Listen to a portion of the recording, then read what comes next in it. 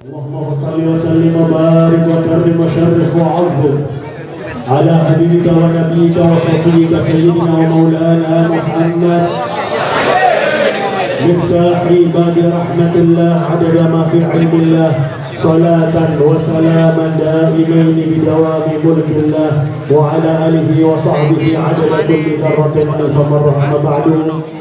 Yang saya hormati para habaib, terutama sahibul bait, sahibul hajah, ayahanda kami Al-Habib Najib bin Hasan Al-Haddad, semoga beliau dan para habaib yang lain dipanjangkan umurnya oleh Allah Subhanahu wa taala dalam keadaan sehat walafiat, amin ya rabbal alamin. Yang saya hormati Bapak Kiai, para alim, para ulama, tamu kita Bapak Dahlan Iskan dan Bapak Mahfud Arifin, dan segenap Kusmi dan segenap pejabat pemerintah yang hadir baik sipil maupun TNI Polri, hadirin hadirat yang kita semuanya insya Allah dirahmati oleh Allah.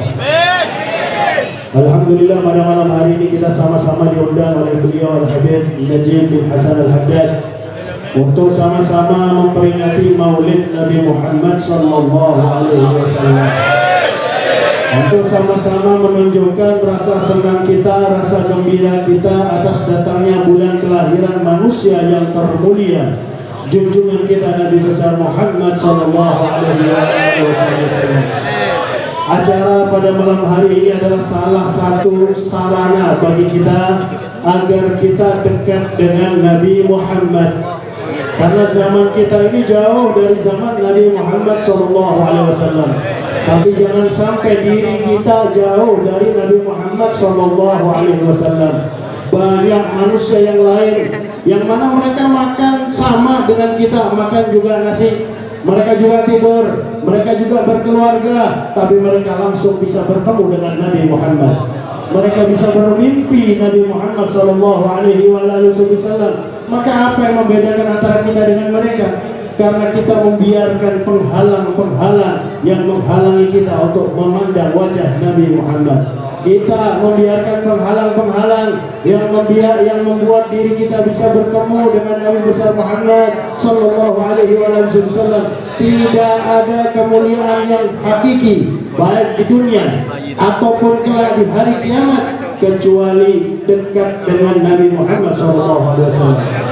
Jangankan kita, para nabi, para rasul yang sebelum Nabi Muhammad, mereka kelak di hari kiamat, mereka berlomba-lomba menyatakan dirinya lah yang paling berhak untuk dekat dengan Nabi Muhammad.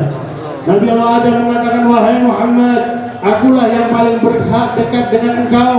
Aku adalah datukmu wahai Muhammad. Semua nabi, semua rasul menyatakan dirinya lah yang paling berhak untuk dekat dengan Nabi Muhammad, karena mereka tahu betapa mulia Nabi Muhammad di sisi Allah, betapa dekat Nabi Muhammad dengan Allah Subhanahu wa ta'ala. Maka jangan sampai kita yang dijadikan oleh Allah sebagai umatnya, yang mana Nabi Allah Musa saja nggak sekali dua kali beliau berangan-angan untuk menjadi seperti kita, umat Nabi Muhammad. Enggak sekali dua kali Nabi Allah Musa minta kepada Allah, Allahumma ja'alni min ummati Muhammad, Allahumma ja'alni min ummati Muhammad. Tidak dikabulkan oleh Allah Subhanahu wa ta'ala. Tapi jangan sampai yang hadir ini menyatakan dirinya lebih mulia dari Nabi Musa.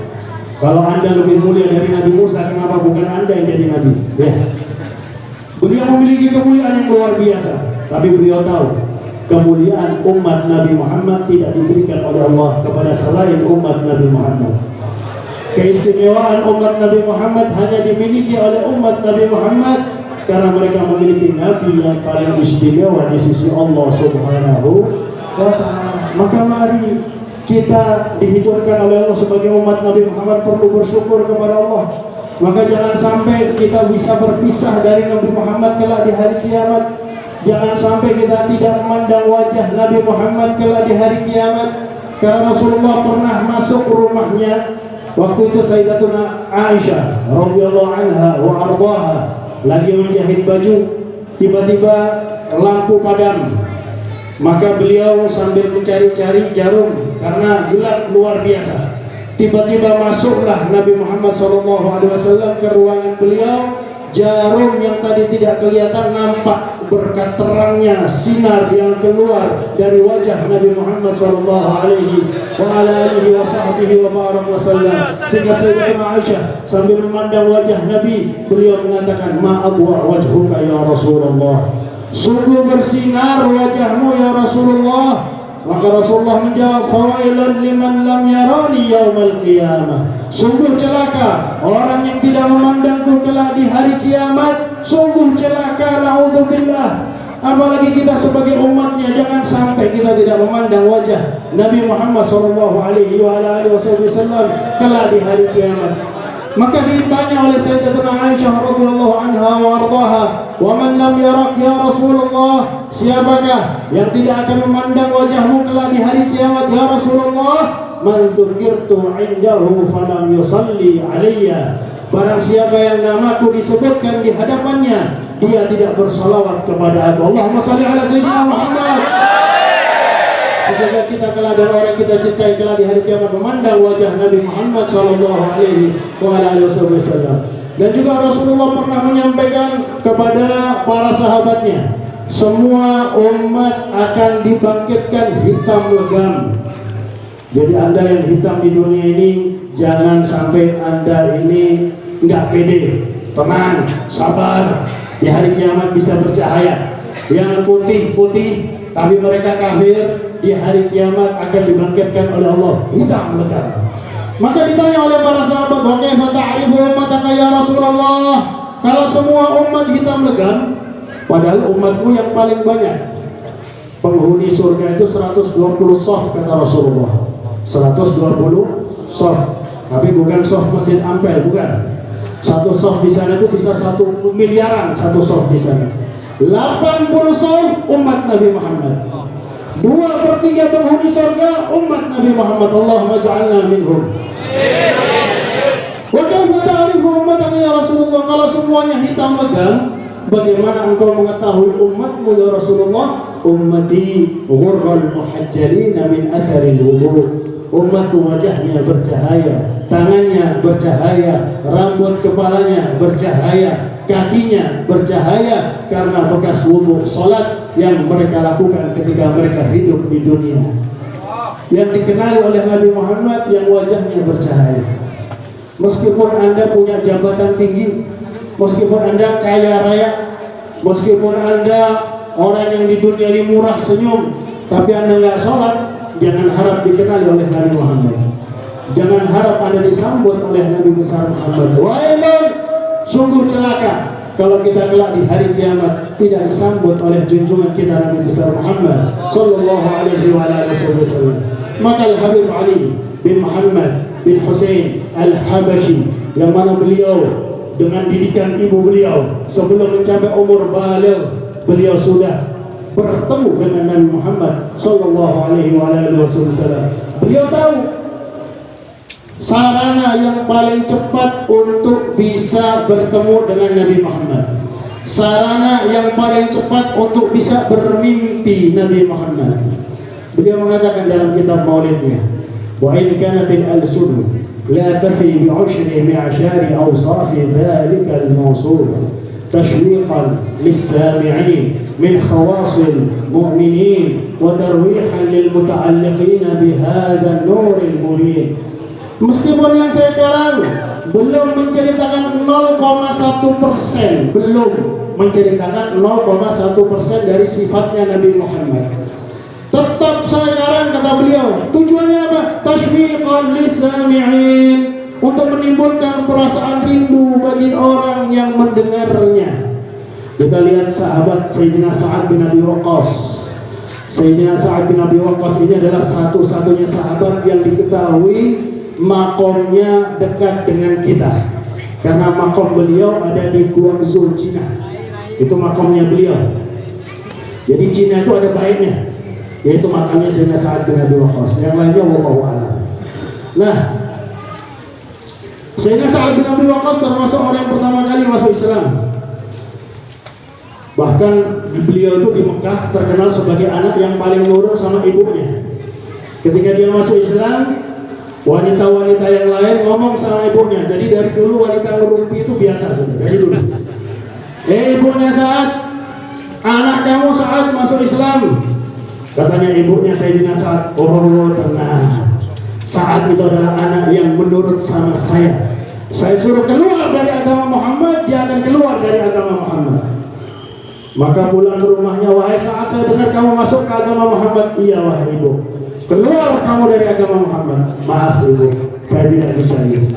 Maka ibunya keluar, duduk di jalan. Jadi seperti anda yang duduk di jalan, tenang saja ya. Ibunya duduk di jalan panas 3 hari 3 malam, nggak mau masuk, nggak mau makan. Sampai hari ketiga ibunya sudah lemes. Saya Sa'ad bilang, ibu masuk ibu, di luar panas, makan ibu, kamu sudah lemas. Maka ibunya bilang dalam hatinya, oh dia takut aku mati. Biar aku mati. Kalau kamu tidak keluar dari agama Muhammad, aku biar mati di sini. Sehingga kamu disebut sebagai pembunuh ibumu. Maka Sayyidina Sa'ad dengan lemah lembut, dengan senyum beliau mengatakan, ibu, jangankan engkau punya 1 nyawa, engkau punya 1000 nyawa, keluar satu persatu di hadapan mataku, aku tidak akan meninggalkan agama Muhammad sallallahu alaihi wasallam. Seorang yang sudah merasa nikmat memandang wajah Nabi Muhammad, Al-Habib Ali bin Muhammad bin Hasan Al-Habsyi, beliau mengatakan, kalau kita ingin secara langsung memandang wajah Nabi Muhammad, kita harus punya 200.000 derajat yang kita dapatkan dari berbagai macam amal taat kepada Allah. Maka bagaimana derajat yang didapatkan oleh para sahabat? Minimal 1 hari 1 malam 5 kali, 1 juta derajat mereka dapatkan. Minimal 5 kali memandang langsung wajah Nabi Muhammad sallallahu alaihi wasallam, dan sangat nikmat memandang wajah yang sangat mulia.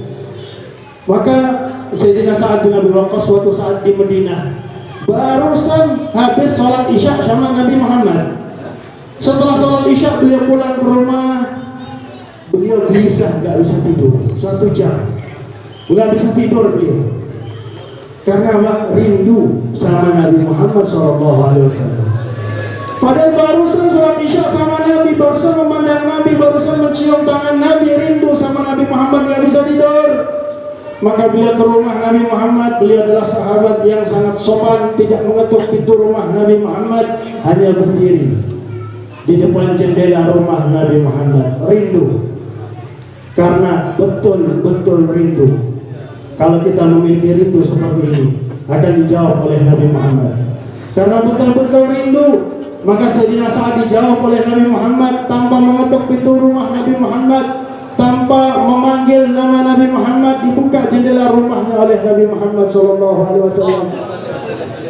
Rasulullah menampakkan wajahnya yang sangat terang benderang. Kita lihat di Surabaya ini ada namanya Habib Muhammad bin Hussein alias Habib Nion, kakeknya Habib Abdullah ini. Cucunya saja wajahnya bercahaya sampai dibilang Habib Nion. Bagaimana dengan cahayanya Nabi Muhammad sallallahu alaihi wasallam? Melihat wajah Nabi, Nabi senyum kepada Sayyidina Sa'ad tanpa berkata-kata, terhibur, terobati rindu Sayyidina Sa'ad bin Abi Waqqas. Beliau bisa pulang, bisa tidur enak. Inilah yang disampaikan Habib Ali, tashwiqan lis-sami'in, untuk menimbulkan perasaan rindu bagi para pendengarnya. Kalau kita mendengar sifat-sifat Nabi Muhammad, kita akan rindu dengan Nabi Muhammad SAW. Pernah satu Yahudi datang kepada Sayyidina Ali bin Abi Thalib, ya Ali, sifli Rasulullah, sifli Muhammadah. Wahai Ali, ceritakan kepadaku tentang Muhammad. Maka Sayyidina Ali kembali bertanya kepada si Yahudi, sebelum saya jawab, sifli dunia. Sebelum saya jawab, tolong kamu ceritakan kepada aku tentang dunia. Sang Yahudi mengatakan, ya Ali, saya nggak bisa menceritakan tentang dunia yang sangat luas, banyak kandungannya dan banyak daerah dan sesuatu yang dimiliki dunia yang saya tidak tahu. Maka Sayyidina Ali mengatakan, kamu menceritakan dunia yang kecil, yang hina di mata Allah aja nggak bisa. Bagaimana aku mau menceritakan tentang Nabi Muhammad SAW yang sangat agung, yang sangat mulia? Karena Sayyidina Ali sendiri pernah mengatakan, a'dhamun ni'am Muhammad SAW, nikmat yang paling agung, nikmat yang paling mulia yang pernah diberikan oleh Allah kepada kita adalah Nabi besar Muhammad SAW. Hanya mendengar sifat Rasulullah agung, Sang Yahudi tadi Hindu, kemudian masuk ke dalam agama Islam. Sang Yahudi tadi yang sudah masuk dalam Islam mu'allaf tadi mengatakan, wahai Ali, adakah peninggalan baju Nabi Muhammad? Alhamdulillah kemarin saya ditemani oleh beliau Habib Najib melihat peninggalan Nabi Muhammad di kota Probolinggo. Ini dekat dengan kita. Ada rambutnya Nabi, ada janggutnya Nabi, ada bekas darahnya Nabi, ada tongkatnya Nabi. Dan alhamdulillah kemarin kita masuk agak bebas karena belum masuk museum. Karena juga wali kota Probolinggo mantunya beliau ya. Jadi kita punya wasilah yang luar biasa kemarin ya. Bisa dekat sekali dengan peninggalan Nabi besar Muhammad sallallahu alaihi wa alihi wa sahbihi wa barakatuh. Wahai Ali, silakan tanggal 22 akan dibuka museumnya. Ayo daftar barang-barang. Daripada kita ke Turki jauh-jauh sudah ada di sini. Tongkatnya Nabi Muhammad, kopiah imamah Nabi Muhammad, terompahnya Nabi Muhammad, bekas tapak kaki Nabi Muhammad dari ujung rambut sampai ujung kaki. Bahkan bekas tanah kuburan Nabi Muhammad ada juga di kota Probolinggo. Luar biasa. Inilah kalau habaib yang jadi pejabat bagus, aman, tenang. Nah, hadirin hadirat yang dimuliakan oleh Allah Subhanahu wa taala. Insyaallah kita doakan beliau kalau jadi acara seperti ini tetap diizinkan. Amin ya rabbal alamin. Karena acara seperti inilah yang menolak corona. Ya. Di Madura itu dari habis Idul Fitri tanggal 1 Syawal saya malamnya ada acara. Nggak pernah ada acara batal di Madura. Bukan orang Madura sakti, bukan. Karena acara inilah yang menolak corona. Ini nggak masuk di akal manusia. Akalnya manusia itu pendek, akal manusia itu cetek. Majelis seperti ini menurunkan rahmat Allah, membuat corona itu cepat-cepat minggat. Amin ya rabbal alamin. Hadirin hadirat yang dimuliakan oleh Allah Subhanahu wa taala. Yahudi tadi minta bekas jubahnya Nabi. Beliau cium, si mu'alaf sudah masuk Islam. Beliau cium jubahnya Nabi, di atas kuburnya Nabi. Baru mendengar Rasulullah itu agung. Satu sifat Nabi Muhammad, rindu ingin bertemu dengan Nabi. Beliau mengatakan, ya Allah, kalau kau terima Islamku ya Allah, cabutlah nyawaku sekarang ya Allah. Aku ingin ketemu dengan Nabi Muhammad sallallahu alaihi wasallam. Maka mari di sini saya mengajak diri saya pribadi, hadirin hadirat sekalian, Rasulullah telah memberikan kita banyak peninggalan, terutama syariat-syariatnya, Al-Quran, Ahlul Bait, keturunan-keturunan Nabi Muhammad SAW yang paling cepat bagi kita untuk ketemu dengan Nabi Muhammad kalau kita memuliakan Ahlul Bait, kalau kita memuliakan keturunan Nabi Muhammad. Terakhir saya mau cerita, ada Syarifah punya 3 anak yatim. Syarifah ini di kampungnya sudah nggak ada yang mau membantu dia karena memang sudah tua, nggak bisa bekerja. Sementara 3 anak yatim saya Syarifah ini nggak ada yang ngasih makan. Maka beliau pindah ke desa sebelah. Desa sebelah itu ada tokoh masyarakat, orang kaya, ustaz. Maka ditanya orang yang paling kaya di rumah ini siapa, di desa ini siapa? Oh itu ustaz. Orang yang paling kaya ustaz, orang yang paling punya ilmu. Maka Syarifah tadi mendatangi sang ustaz tadi, wahai ustaz, saya ini Syarifah keturunan Nabi. Saya punya 3 anak yatim, saya Syarifah. Kami ini sudah 1 hari ini nggak makan karena baru pindah dari desa sebelah. Maka sang ustaz bertanya, mana buktinya kalau anda ini Syarifah? Tanya, mana buktinya kalau anda ini keturunan Nabi Muhammad SAW? Maka sang Syarifah mengatakan, ya ustaz, kalau memang anda nggak percaya nggak apa-apa, sudah. Saya cari bantuan dari orang lain. Ustaz ini punya toko emas, di samping Ustaz ini toko emasnya Yahudi. Maka si Yahudi tanya, "Bu, kenapa kok Anda diusir sama tetangga saya?" "Oh iya, saya minta makan sama tetangga kamu ini, nggak dikasih makan." "Loh, kan sama-sama Islam ya?" "Iya, sama-sama Islam ya, tapi dia nggak mau, ya sudah, saya nggak bisa maksa. Saya ini Syarifah keturunan Nabi Muhammad. Saya nggak punya rumah di desa ini, saya juga nggak bisa makan." "Oh, Bu, kamu di rumah saya saja. Di rumah saya ada 1 kamar kosong untuk kamu dan 3 anakmu, silahkan. Kamu makan, saya akan kasih makanan yang halal buat kamu." Subhanallah, malamnya, ini baru pagi, malamnya sang ustaz ini mimpi di mahsyar, di hari kiamat, di padang mahsyar. Sang ustaz ini kehausan. Maka sang ustaz ini melihat istana yang sangat indah, yang sangat megah. Ustaz ini teriak, "Wahai penghuni istana, tolong beri saya air saya kehausan. Maka dijawab oleh malaikat, ketahuilah, aslinya istana ini punyamu kalau kamu membantu Syarifah tadi. Tapi istana ini diberikan oleh Allah kepada tetangga tokomu Yahudi. Maka pagi-pagi sang ustadz ini datang. Sang ustadz ini datang ke rumah Yahudi. Enggak mengucapkan salam karena ini Yahudi. Di sini kita lihat baiknya. Ya, ketika Gus Dur mengatakan selamat pagi, selamat siang, bukan mengganti assalamualaikum, bukan.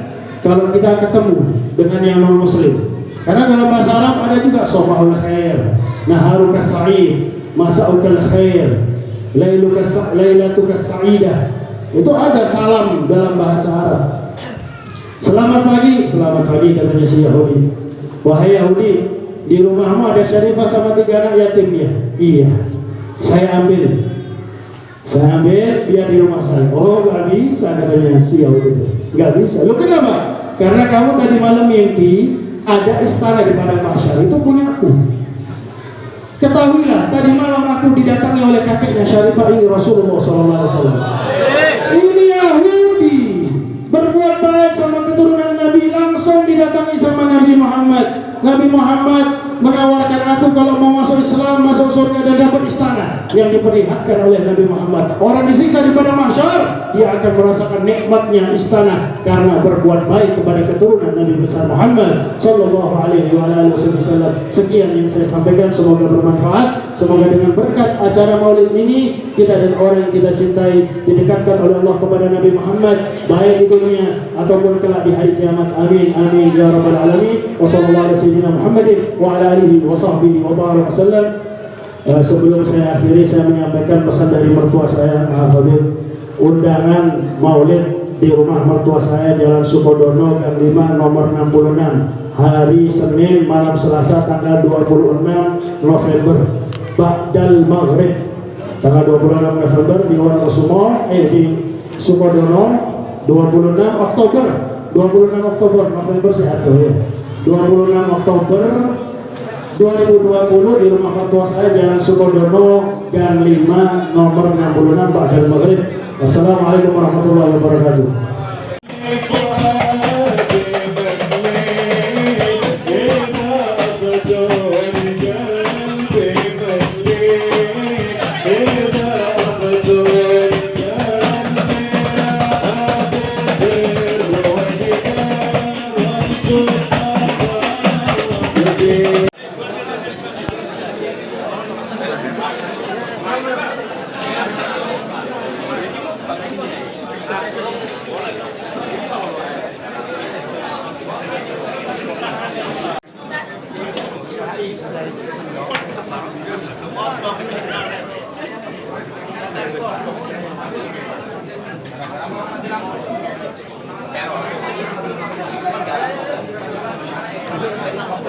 Ini gitu.